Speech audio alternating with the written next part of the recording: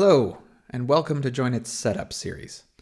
In these short videos, we will be going through the steps to set up your organization in Joinit. Whether you are a new Joinit customer or just trying things out, following these steps will set you up for success. Membership types represent the different ways people can be members of your organization. They're the foundation that everything else is built on.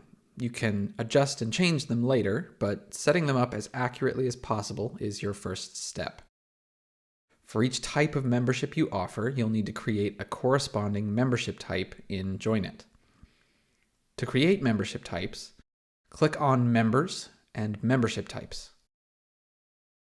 Here, you can enter some basic information like giving the membership type a name, a price, set automatic rebilling settings, when memberships renew, and set a description for the membership. This Display Advanced Options link gives you a couple more options like setting a member's initial status, letting members decide how much they'd like to pay, or setting up group memberships where one person can sign up multiple members for a single price. For now, I'll just set up something simple so we can look at some other membership type settings. I'll call this one Annual Membership. It costs $100, automatically rebills, and has a rolling renewal date 1 year after a member signs up. I'll leave a short description here as well and click Add Membership Type. Once a membership type is created, you can click on it to see more settings and options that you can adjust. The pricing and duration that we already set up is here on the right if you ever need to change it.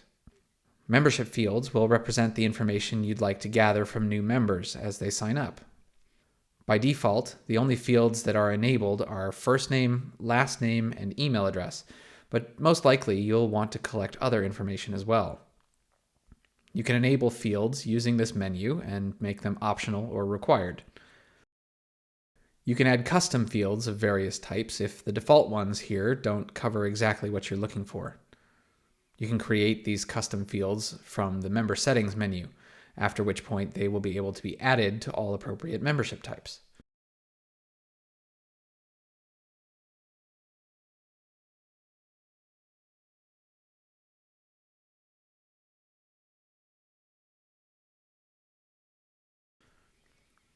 On the right, you'll be able to see what the form will look like as your members sign up. Once you're happy with your settings, click Save Questions. Back on the Membership Types Details page, Benefits is another way to communicate what a member is signing up for with their membership. These will show up as a bulleted list on the member portal. The direct link for checkout is unique to this membership type. You can use this to send people directly to the purchase page for this membership type. We'll talk about this more in the member portal and website integration video. Members-only information will only be displayed to members on the member portal, so this is one way of communicating with them directly. Here in Settings, there are several important options. Hidden membership types do not show up on your member portal for everyone to choose from. Use this if you want to control who signs up. Age restriction checks a member's birth date to make sure that they are of appropriate age. Clicking Edit Settings allows you to set a minimum and maximum number of members that can be added to a purchase, which is particularly important for group memberships. You can also limit the total number of memberships of this type that can be established.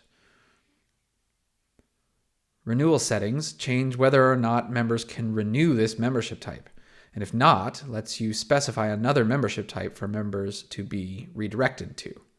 This is useful for setting up temporary memberships or memberships with introductory pricing that changes after a first billing period. Finally, you can set up a confirmation email specific to this membership type here. We're going to skip this for now, since automated emails will have their own video. In closing, here are a few tips to keep in mind. You can set up as many membership types as you like.